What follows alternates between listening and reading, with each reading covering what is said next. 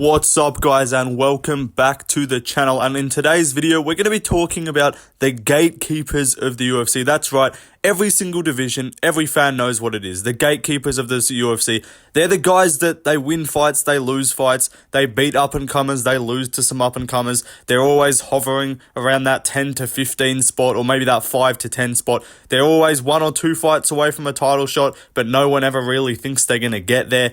That's who I'm talking about in today's video. We've got one per division. We've got one fighter in each division that they are pretty much unanimously regarded as the gatekeeper. I'm talking about guys right now, so there will be no Derek Brunsons of the world in here. So don't come at me and say you forgot this guy or this guy. I'm talking about current fighters. If you guys have anyone that I forgot that is actively on the roster, I'll take your feedback. But other than that, let's get into it and start with the Flyweight division. Now, Tim Elliott is the guy for Flyweight pretty clearly. Look at that, 21-13 record. That's the most gatekeeper shit that I've ever seen. He fights the up-and-comers. He fights a few of the guys. He's like the guy that, he gets a win. He fights up. He then loses that fight. Then he fights another up-and-comer. Like, he fought Mikhaev, lost, and then he goes back and fights Sumadaji. He fights back in the rankings. Or like he beats like a guy, because he beat, what's his name? He beat Sumadaji, and then he was booked to fight, what's his name? Tatsuro Taira, but then that got cancelled. But this guy fought like Tagirul Bekov. He's got that crafty veteran performance type of setup. We know how it goes. The grab gloving, the cage grabbing.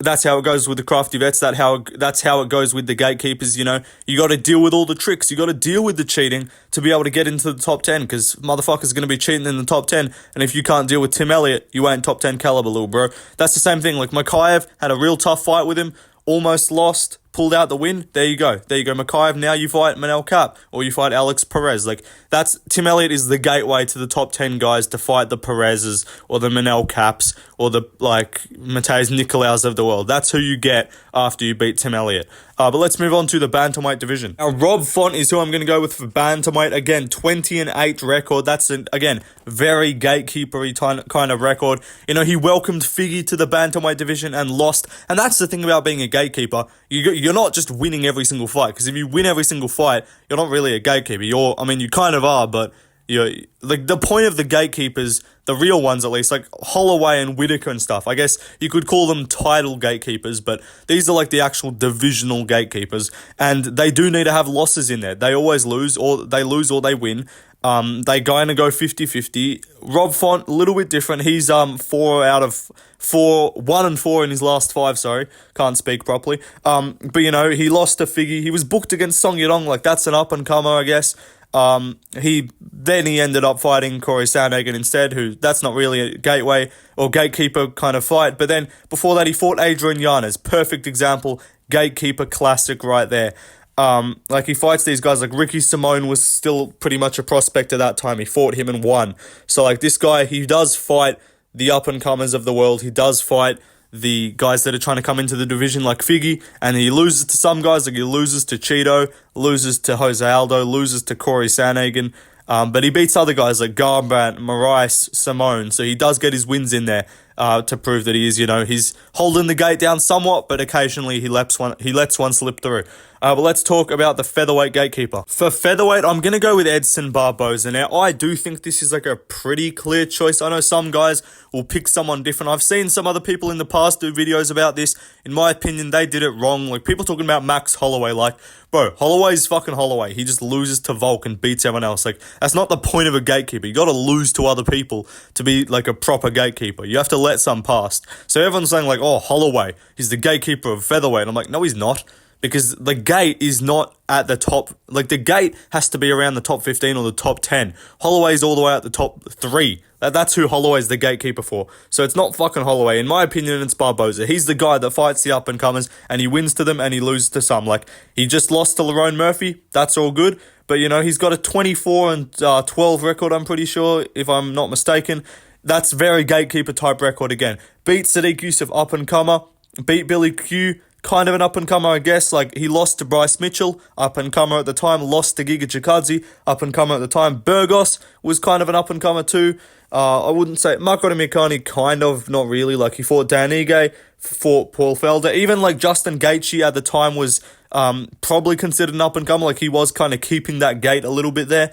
Dan Hooker was definitely an up-and-comer at the time. So yeah, that's the thing with Edson Barboza. Even back when he was at lightweight, he was fighting guys. Even Khabib, he was the guy to give Khabib a sort of gateway into the top, like, 10, top 5. I forget exactly where he was in the rankings at the time, but I'm pretty sure that was the fight. That was Khabib's fight before he fought Al Quinta. So yeah, he's the guy that gets you into the top 5 back at lightweight, or the top 10, or even now the top 15 at featherweight. He's always been that role. He's beaten guys, he's losing to others. That's Edson Barboza for you. And he's a great fighter, and we love him for it. But that's the thing with gatekeepers. You lose some, you win some. That's how it goes. Let's move on, though, to the lightweight division. Now, for lightweight, I've gone with Bobby Green. 32-15. Unbelievably gatekeeper kind of record right there. Yeah, he wins fights, he loses fights. He's not quite like an even, like, 500 level fighter, but he's just above it. Coming off a win over Jim Miller, that's not really like a gatekeeper win, but still, that's him defending his ranking. He fought Jalen Turner on that's short notice, whatever, but like, he defended the gate against Grant Dawson. Honestly, this guy hasn't actually been a gatekeeper for that long, but now he's booked to fight Paddy as well, so that is something. Fiziev, he fought, I know he wasn't ranked at the time, but, he fought the Fizievs of the world. He fought Islam Makhachev. Like, he fights these guys and they get a name off him. That's kind of how it works with Bobby Green a lot of the time. Like, no one really knew who Grant Dawson was, and even though Dawson didn't win, now people know him as the guy that got chinned by Bobby Green. Even same with what's his name? Obviously, people knew Islam before that. People were calling for him to get a title shot, but that is the fight that he then got a title shot off. Fiziev, that was a banger fight that everyone loved, and that they're like, damn, Bobby Green's sick. He's a vet, and he lost, but he still got a bunch of respect from it. So I think Bobby Green's the gatekeeper of lightweight. He's now fighting Paddy, given Paddy his first shot at the rankings. He could have been like a Dan Hooker. I put up a poll on my YouTube community posts, and I said, who do you think is the gatekeeper of lightweight, Hooker or Bobby Green? I think most of you actually, or not most of you, but I think a majority percentage said Dan Hooker, and I get it. He's fought guys. He's fought Islam too. He's fought like Claudio Puelles when Dan Hooker was ranked and Claudio was coming up. He fought fucking Jalen Turner too. That was kind of, but even Jalen Turner had fought Gamrot before that. So yeah, I think it's between Dan Hooker and Bobby Green. Some people might say Beneil Dariush, but Benil's not really a gatekeeper, because when he fought Oliveira, he was ranked below him, and then when he fought that Armin is like the only fight that he was really like gatekeeping in, to be honest. And Gamrot, to be fair, as well. So it could be Dariush too, but he's more of like a top 5 gatekeeper until he lost to Armin. But I think Bobby Green is the gateway to the rankings, and that's kind of who I'm talking about here. But let's move on to the welterweight division. Welterweight, it's clearly Neil Magny. He's 29-12. Again, really gatekeeper kind of record there for Neil Magny, the Haitian sensation. Magny, he is the gatekeeper of welterweight. I think this is like almost the clearest entry on the list. If you're trying to come up with anyone except for Magny, you're kind of tripping, let's be honest. He is the gatekeeper to the top 15/top 10. Not really top 10, he's that top 15 gatekeeper though. Just beat Mike Malott, turned him back. Before that, lost to Ian Gary, let him through the gate. Before that, beat Philip Rowe, turned him back. Rowe's not really a prospect, but still, he's fighting guys that are trying to get a shot at the rankings. Before that, he did fight up against Burns.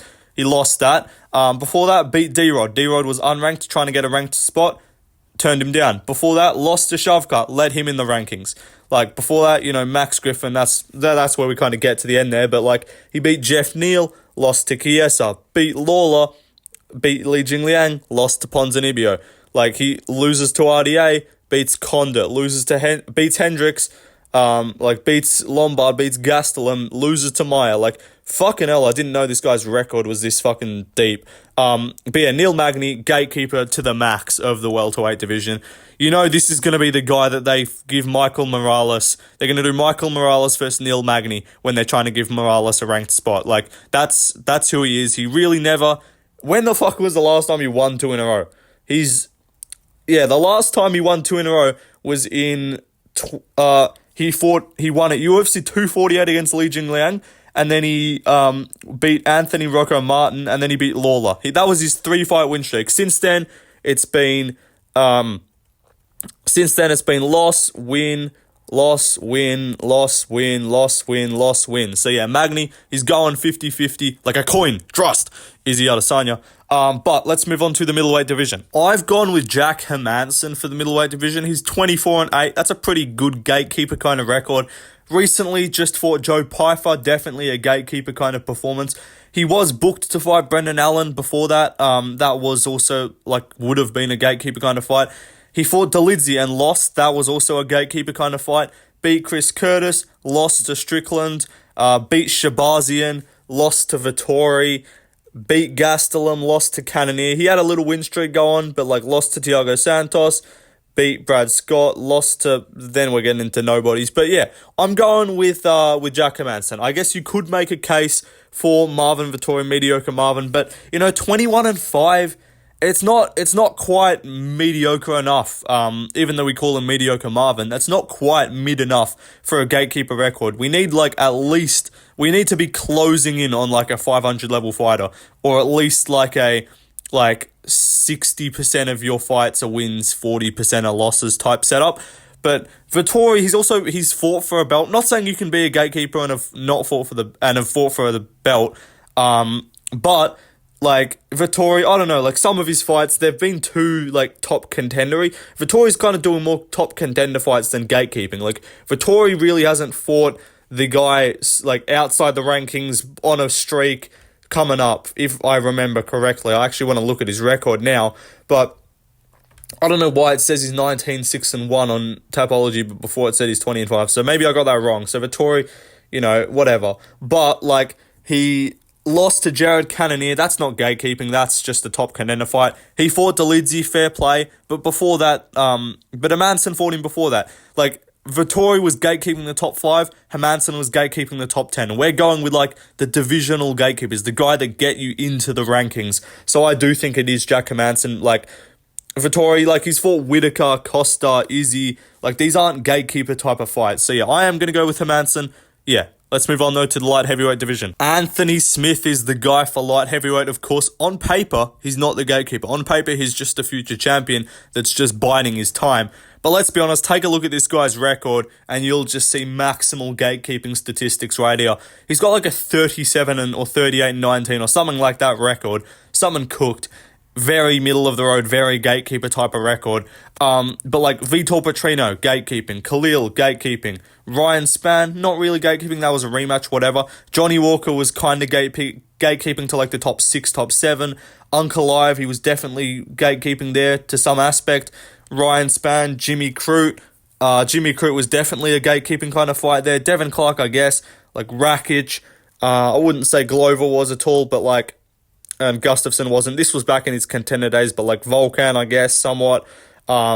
And then before then, he was fighting the guys that had been around. But right now, Smith is the definition of a gatekeeper. You already know this man's getting who's he going to fight in his next? If they might do Bogdan, but I don't know. He's going to get someone. He'll get a guy slightly above him in his next fight, and then he'll fight, or he might have to fight Olberg or some shit like that. This guy's going to go 1-for-1, win for loss.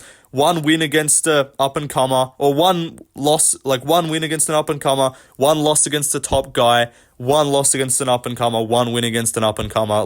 It's just going to go back and forth. He's going to keep letting some people through the gate, and then he's going to stop some people at the gate, just like he stopped Vitor Petrino with a guillotine, and then he'll send them back. But yeah, let's move on, though, to the heavyweight division. Heavyweight division, I've gone with Derek Lewis. Now, this is a close decision to make, because you can go with a lot of guys, and it's kind of hard to differentiate where the gate lies. In terms of, you could go with a Curtis Blaze. He seems like the gatekeeper to the top 5 right now.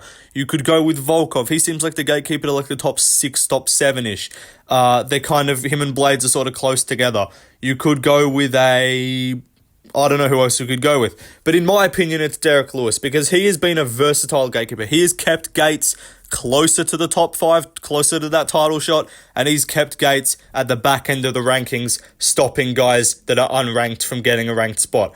So he's the most versatile of gatekeepers, in my opinion. Just beat Rodrigo Nascimento, number 15 ranked guy, or unranked, I forget. I think he was number 15 ranked. Before that, lost to Gelton Almeida, definitely doing some gatekeeping there. Beat Marcos Rogerio de Lima, who was unranked, trying to get a ranked spot. He lost to Sergey Spivak, who was not unranked, but ranked below him. He lost to Pavlovich, who was ranked below him. Before that, he lost to Tuivasa, who was ranked below him. He beat Dorcas, who was ranked below him. He lost to Gane for that interim title. He beat Curtis Blades when Blades was like one fight away from a shot. You know, he got that win over Volkov.